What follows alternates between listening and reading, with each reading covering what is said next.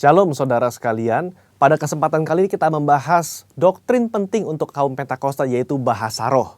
Bahasa roh anugerah besar bagi semua murid Tuhan. Di luar sana ada banyak pertanyaan dan perbincangan mengenai bahasa roh. Dan pada kesempatan kali ini kita membahas 3 pertanyaan yang sering ditanyakan oleh jemaat. Yang pertama, apakah bahasa roh bisa dipelajari?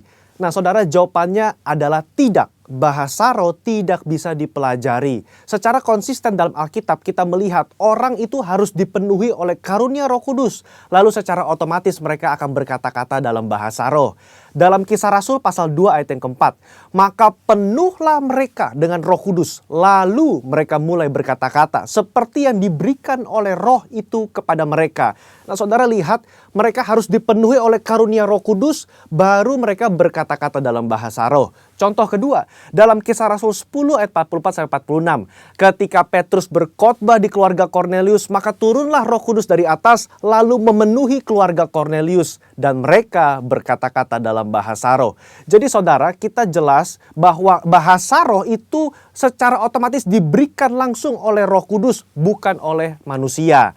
Karena itu kita percaya tanda awal orang dibaptis Roh Kudus adalah dia berkata-kata dengan bahasa roh.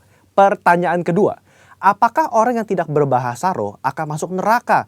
Jawabannya jelas tidak, saudara. Kenapa? Karena urusan surga dan neraka itu mengenai keselamatan. Dan orang percaya kita selamat by grace through faith. Karena kasih karunia melalui iman. Tidak ada indikasi mengenai bahasa roh. Meskipun begitu, orang percaya akan kehilangan manfaat besar kalau mereka tidak berbahasa roh. Ada beberapa manfaat yang dijelaskan oleh Alkitab. 1 Korintus pasal 14 ayat yang keempat mengatakan begini. Mereka yang berbahasa roh sedang membangun dirinya sendiri. Kata membangun di situ menggunakan kata oikodomeo.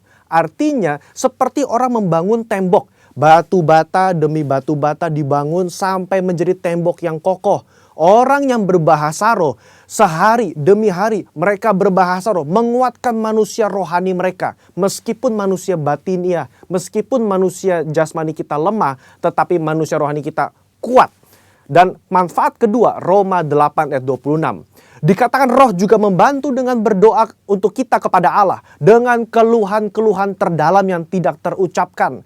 Nah, saudara, seringkali di rumah ketika kita berdoa, kita kehabisan kata-kata untuk berdoa dalam bahasa Indonesia mungkin. Tetapi ketika kita berbahasa roh, kita bisa berdoa terus-menerus sampai roh itu mengeluarkan keluhan terdalam kepada Bapa mewakili kita semua.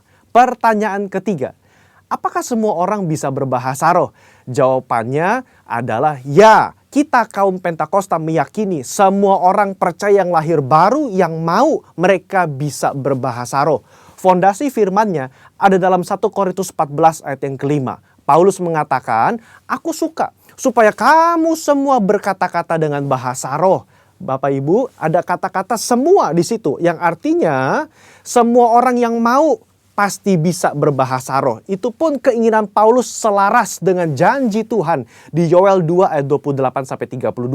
Pada hari terakhir aku akan mencurahkan rohku ke atas semua manusia. Dan janji Tuhan dalam Markus 16 ayat yang ke-17.